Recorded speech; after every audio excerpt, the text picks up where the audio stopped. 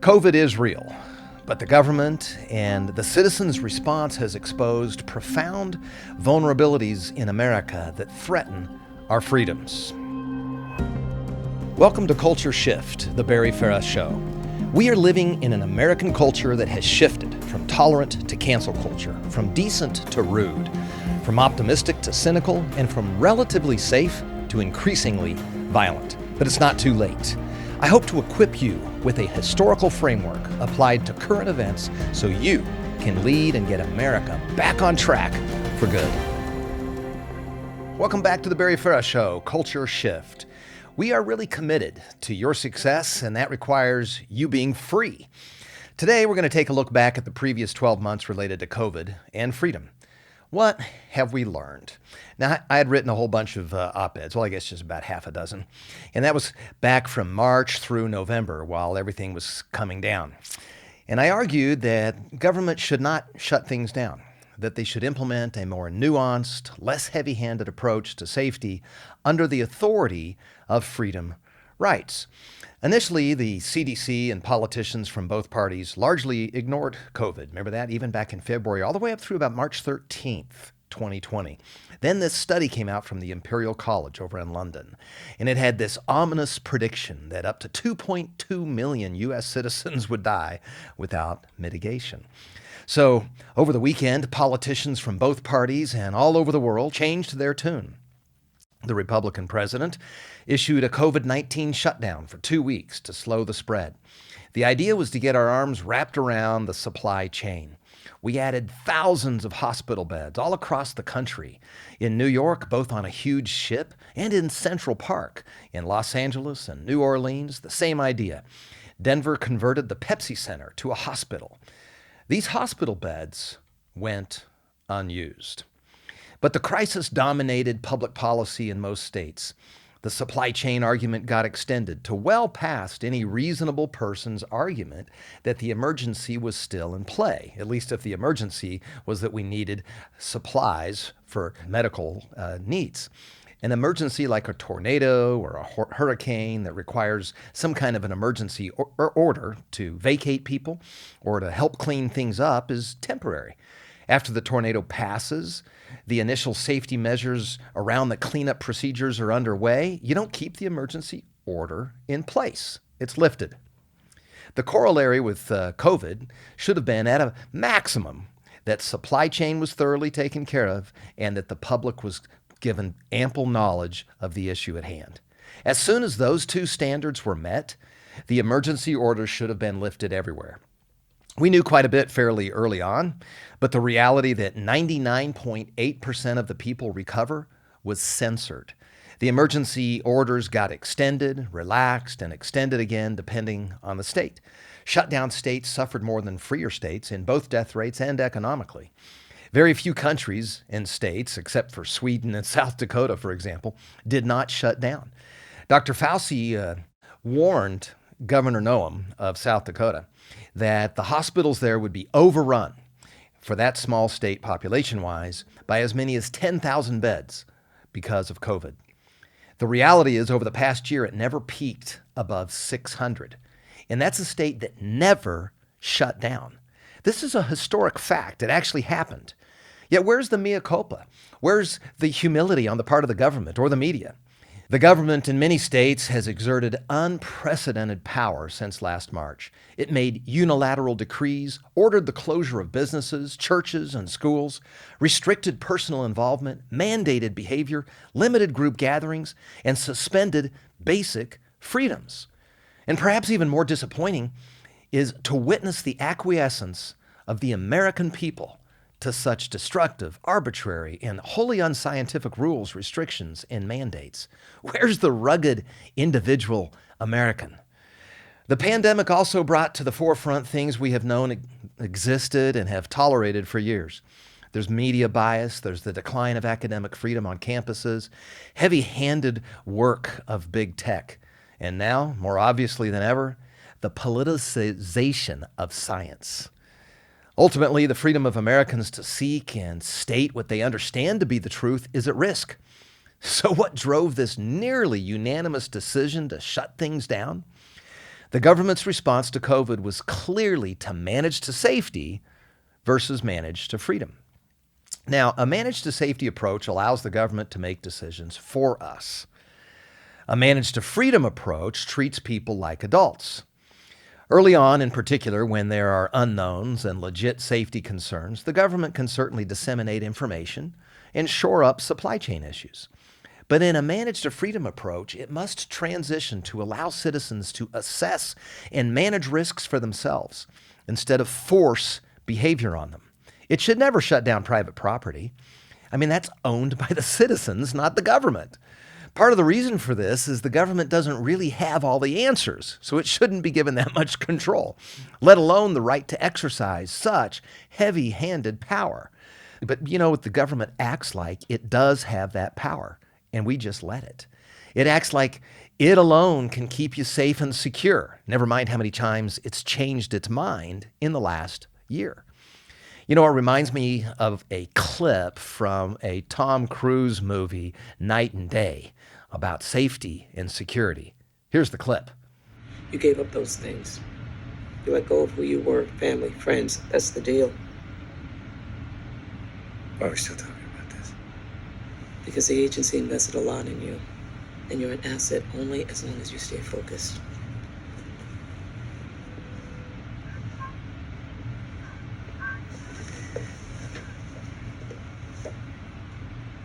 You look good. Get some rest. We're going to transfer you to a secure facility tomorrow for your safety. We now know how it can turn out to be under the safety and the security of the government. I really do get concerned, though, when I hear that the government wants to be my guardian of safety and security. Well before the Imperial College study was published, many private corporations were making decisions that were already much more restrictive than what the government was doing. The National Association of Corporate Directors, the NCAA, the NBA, they were shutting things down way before that mitigation process came out. That mitigation, by the way, was multiplying by the day without government interference in early March. Businesses and most individuals have this inherent desire to stay safe and avoid sickness. Plus, they have to do what their insurance company says. So they were looking for compliance issues there and guidance there. If the government never interfered, business would have been able to close down as they saw fit, and many would have. And they would have opened up as they saw fit, and many would have. Let's just take a look at the impact of all the efforts of the overreaching government involvement in COVID. Despite what you might have heard, the actual data from Gallup, YouGov, the COVID-19 Consortium, and the CDC itself reflect a significant level of compliance in the United States. In fact, reductions of movement and a high percentage of mask wearing since late summer is similar to the extent seen in Western Europe and approaching the extent seen in Asia. The argument that there was too much rebellion for us to get our arms wrapped around COVID just doesn't square with the facts. And COVID still marches on. Numerous studies, including one from Stanford University's infectious disease scientists and epidemiologists, show that the impact of extraordinary measures used in almost every state was small at best. In other words, the Californians didn't do any better than the folks in South Dakota. But there were also harmful effects of those draconian control measures. Nothing really contained the virus. It just ran its course. It was going to do what it was going to do. And lockdown policies are known to be harmful. So they didn't help slow down COVID, but children were dramatically impacted. By suspending in-person schooling, kids are way behind. Older students are just simply dropping out. Many of those with no purpose are resorting to crime. You know, you've heard about all those carjackings. It's real. It's a triple-digit increase in carjackings just in Chicago, and it was already bad. And the average age of that criminal is 17. For others, social isolation and suicidal thoughts have risen dramatically. It's taken its toll on adults, too. A recent study confirms that 78% of cancers were never detected due to missed screening over a 3-month period during the pandemic, just last summer. Now, if you extrapolate that study across the country over the whole year, 1.2 million new cancer cases will have gone undetected. That health disaster piles on to the missed critical surgeries, delayed treatment of heart attack and stroke patients too afraid to go to the hospital. These are all well documented by the prestigious hospitals and universities like Oxford, Stanford, Harvard, and from epidemiologists and physicians from around the world. Yet that voice is censored. Even so, look at the CDC data. It reports a 4-fold increase in depression, a 3-fold increase in anxiety, a doubling of suicidal ideation, people thinking about committing suicide. The American Medical Association reports a double-digit increase in drug overdoses and suicides. Domestic and child abuse have been skyrocketing due to the isolation and loss of jobs. Given that many schools have been closed, hundreds of thousands of abuse cases have gone unreported, since schools are commonly where abuse is noticed. You know, the National Bureau of Economic Research shows a drop in life expectancy as a result of this COVID, and it disproportionately impacts African Americans and women. It translates into what the study refers to as staggering 890,000 additional U.S. deaths. COVID's killed 500,000 people, but that includes those who were already at the end of their lives with significant comorbidities. We're really not going to know the full extent of the damage that's been done from the lockdowns for decades. Perhaps that's why lockdowns were not recommended in previous pandemic response analysis, even for diseases that had far higher death rates. And there are other consequences. Let me share a story I observed. You certainly have your own story, and there are millions just like them all over. I was getting some new tires for my wife's car. I was sitting about 20 feet away from anyone, but had a great view of the whole auto repair waiting room. A person without a mask was waiting about 10 feet away from anyone else. Another person came in with a mask on and noticed the person without a mask. The masked man demanded that the front desk guy force the unmasked person to put his mask on. The front desk guy had a look of, "I don't want to get involved in this. I just want to sell tires." The person without the mask had a look of exhaustion. And that was probably from having to explain himself so many times. He went up to the masked man and respectfully explained that he had a medical condition and that it wasn't really any of his business whether or not he had a mask on. Anyway, the masked man said it absolutely was his business. The maskless man said his condition was a result of serving, but that vet or not, it really wasn't the masked man's business. The masked man was unmoved and doubled down. It was so his business, he says. And then it turned into a 5th grade schoolyard-style shouting match. Each guy got louder as they stood closer to each other, and the accusations flew. Thankfully, it didn't come to blows, but two people who didn't know each other previously had become enemies. In the pre-mask world, they would have talked about tires or maybe the game that was on the TV, and maybe even exchanged a laugh or two in the auto repair waiting room.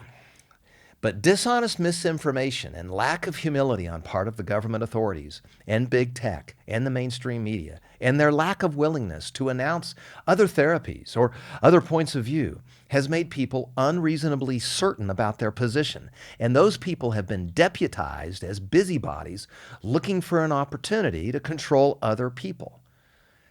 It might be too much of a leap to compare this dynamic to the Stasi in East Germany, but there are helpful lessons to be gleaned.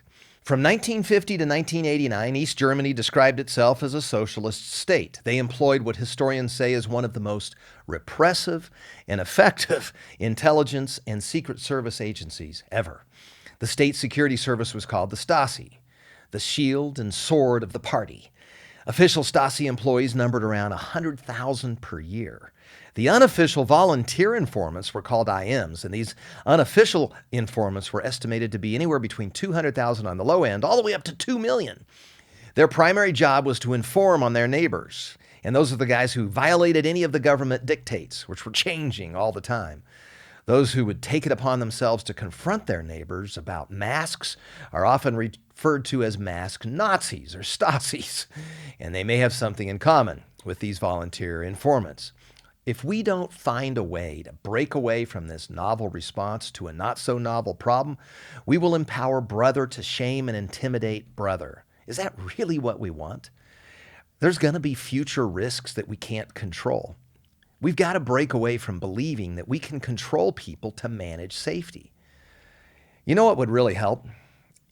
If we listened to other points of view and actually announced them at the same level of the government's. Government experts and their cherry-picked studies are not the only credible voices. Just witness the advocates of focused protection. This is led by Dr. Gupta out of Oxford, Dr. Koldorf out of Harvard, Dr. Bachara out of Stanford, and they make this compelling case to allocate energy to protect the vulnerable and to remove all the mandates among the healthy people. COVID's the first time in history that the healthy have been quarantined in a pandemic. There are over 50,000 distinguished scholars and medical practitioners from all over the world that have signed their declaration. It's a sensible approach to a healthier society. Why don't we give them a chance to communicate their view? How come you never hear about it on the mainstream media? Let's go back in time.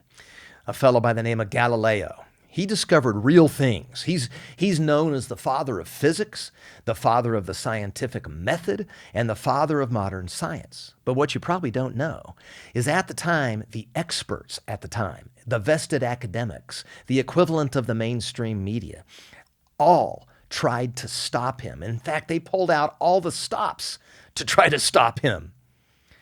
That seems to be the controlled message now.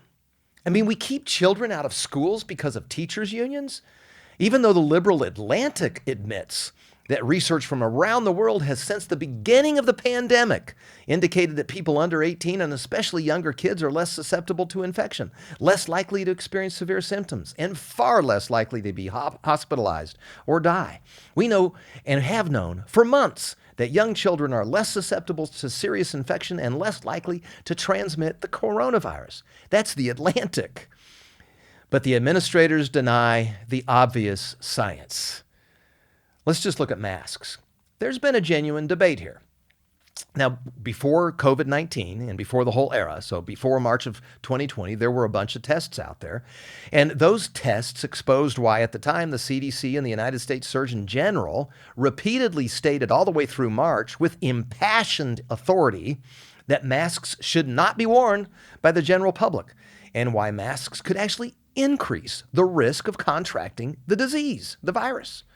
Dating back to 2006, there's this study, Face Mask Use and Control of Respiratory Virus. It was a test, and it revealed that most people just touch their mask and seed it with bacteria and render it useless or harmful. A professional medical study in 2012 showed a long-term negative medical effect. But since alternative thoughts are not allowed, prestigious organizations can't say what they think anymore. For example, the New England Journal of Medicine in April 2020 warned, "We know that wearing a mask outside the healthcare facilities offers little, if any, protection. The desire for widespread masking is a reflexive reaction to anxiety." In other words, you're doing it to make yourself feel better, but it's not really helping you. In their follow-up article, after they had a whole lot of pressure to change things in July, they add that masks are only effective when circumstances compel them to be within 6 feet of others for a sustained period.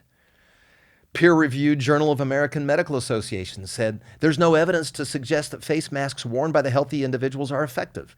In June of 2020, the World Health Organization, cautioned the widespread use of masks by healthy people in community setting is not yet supported by high quality or direct scientific evidence, and there are potential harms to consider. Many of those statements and the retweets of them have been chased down and removed. Yet just in December 2020, the World Health Organization said, look, in areas where the virus is circulating, masks should be worn when you're in crowded settings where you can't be at least 1 meter, roughly 3 feet from others, and in rooms with poor or unknown ventilation. In other words, not at all times by everyone. This also matches the recommendation of the National Institutes of Health. They have a document. It's called the Prevention and Prophylaxis of SARS-CoV-2 Infection. Here's what they say. When consistent distancing is not possible, not passing each other outside on a trail, just when consistent distancing is not possible, face coverings may further reduce the spread of infectious droplets from individuals with the infection. Widespread general population mask usage has shown little empirical utility in terms of preventing cases, even though citing or describing evidence against their utility has been censored.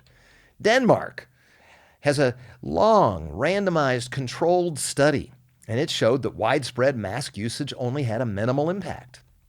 Tom Jefferson and Carl Hennigan of the University of Oxford's Center for Evidence-Based Medicine wrote that despite 2 decades of pandemic preparedness, there's considerable uncertainty as to the value of wearing masks.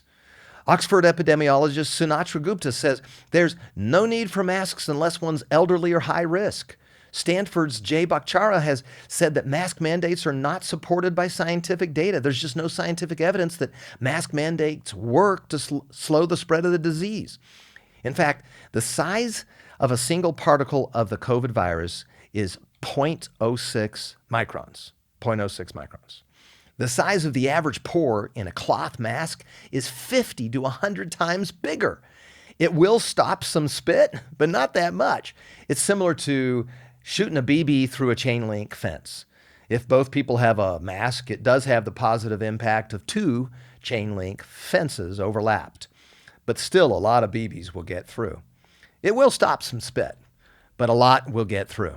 So why not at least have an adult conversation on the matter? Texas just relaxed their mask mandate. Governor Abbott essentially said, look, there's arguments on both sides of the issue. I want you to be safe, but I'm just going to leave it up to you to be informed adults to mitigate the risk for yourself. For example, what about those who have antibodies or a vaccine? I mean, most of us have either had COVID and fully recovered, like everyone in my family and all my employees, or we know people who have. So the 99.8% recovery rate is becoming true to life for many of us. Those who continue to push societal restrictions without acknowledging their failures in an honest manner and without conveying what we now know to be consequences from certain restrictions are causing serious harm, and they're putting forth dangerous misinformation. Big Tech's use of heavy-handed tactics to eliminate discussion of conflicting evidence without permitting open debate and admission of errors makes it harder, much more difficult to effectively respond to a future crisis. Their lack of humility is consistent with the left's fear of any ideas that are not their own. They fear ideas being openly discussed because that could reveal a scientifically provable case that the onerous restrictions were ill-advised to begin with, that the whole message was a huge overreach. Yet, those who fear other ideas run the largest social media businesses, and they don't believe in the First Amendment. They act as the arbiter of allowable discussion. And with their continued censorship and cancellation of those with views challenging their narrative, the United States is on the verge of losing its cherished freedoms. It's not at all clear whether our democratic republic will survive, but it is clear it will not survive unless more people begin to step up in defense of freedom of thought, freedom of speech. COVID-19 may or may not be over soon. New strains are common with all viruses. No benefits, though, are being discussed to lift mandates as a result of being vaccinated or having already had it and having antibodies in your system. Again, managing to safety assumes the government knows what's best for you and that it must solve the problem, and you must just kowtow and submit to it. Managing to safety interferes with your right to manage your own life. The infrastructure of the managed to safety strategy ignores dissent in their execution of expansive emergency powers. Governors and mayors often disregard challenges to their assumptions. Managed to safety-minded elected officials act more like hyper-controlling guardians of children than public servants equipping and taking care of what they need to, serving adults. Managing to safety minimizes your right to personal liberty. And the managed to safety mindset is financially reckless. I mean, the rescue plans are crazy expensive, and they're a testament to the government's guilt. It interfered with your private property rights, with your freedom to assemble, the ability to build your business, and it discounted your capacity to mitigate risk on your own. Ultimately, managing to safety interferes with your right to pursue happiness. When governing officials overlay a manage to safety grid on their citizens, they presume that they alone can de-risk the problem. Over time, their increasingly expansive rules undermine individual liberty. A manage to freedom approach is far superior, not to mention fundamentally American. If the response to the pandemic had been guided by a manage to freedom philosophy, elected officials would have only executed short-term executive powers to fix the supply chain. That'd be it. Recall, that was the original argument in mid-March. We would have quarantined the sick and protected the vulnerable, in keeping with a time-tested approach to pandemics. The manage to safety presumption arrogantly trades a false sense of security for a long-term deprivation of our three foundational freedom rights. The manage to freedom mindset promotes safety, but with humility. Government can bridge the gap in an emergency, but when it manages to freedom, it deploys its power with restraint, and it respects life, liberty, and the pursuit of happiness along the way. Before the next pandemic, we need to limit the power and the breadth of executive orders and return to our heritage by managing to freedom. God bless you. Hi, I'm David Farah. Thank you for listening to my dad's podcast, The Barry Farah Show, Culture Shift. Click subscribe now to be sure you don't miss an episode. Share this podcast with your friends on social media and give The Barry Farah Show your 5-star rating. Check out today's show notes below this episode and at thebarryfarahshow.com. This podcast is also available in video format at The Barry Farah Show on YouTube. See you next time.